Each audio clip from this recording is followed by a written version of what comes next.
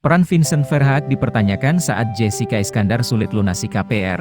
Haruskah suami bantu istri bayar utang? Jessica Iskandar mengaku tengah kesulitan membayar cicilan KPR rumah mewahnya, buntut kasus penipuan bisnis rental mobil yang kini sedang dialaminya. Hal tersebut bahkan membuat Jessica Iskandar ini berencana untuk menjual 2 rumahnya di Jakarta karena merasa sudah tak sanggup lagi untuk membayarnya. Cicilan itu sudah menunggak 3 bulan karena saldo tabungannya tak bisa auto-debit.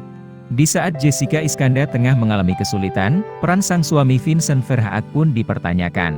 Mengapa lelaki asal Bali itu tak membantu dan meringankan beban hutang sang istri?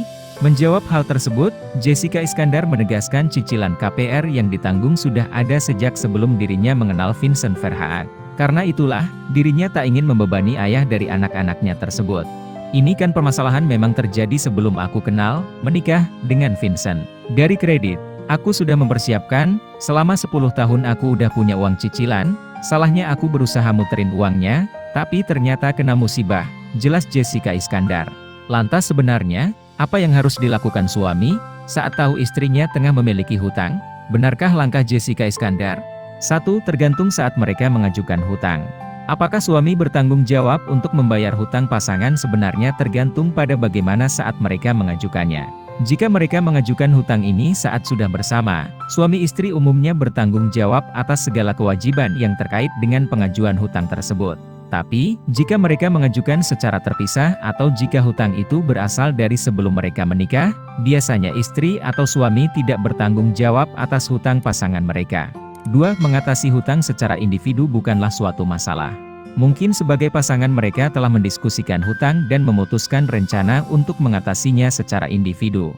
Dalam hal ini, berpegang pada strategi tersebut sama sekali tidak masalah. Ini merupakan kesepakatan yang solid di tempat yang nyaman dan memenuhi kebutuhan satu sama lain.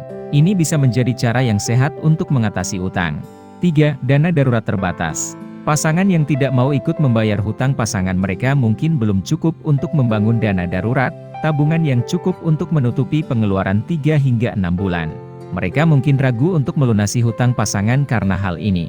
Misalnya, mereka masing-masing dapat memutuskan bahwa salah satu dari mereka akan fokus pada membangun tabungan sementara yang lain berfokus pada hutang luar, seperti dari kartu kredit atau pinjaman pribadi.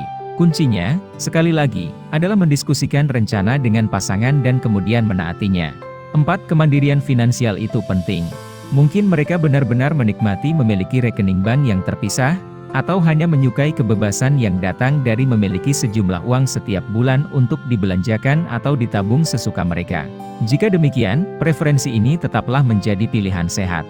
5. Pilihan membantu bayar hutang pasang bisa membuat hubungan tambah dekat.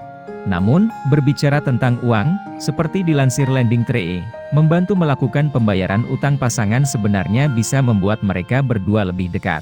Ini tidak nyaman dan bahkan mungkin memalukan pada awalnya, tetapi orang-orang dengan cepat melupakannya, jelas dia. 6. Membantu hilangkan stres.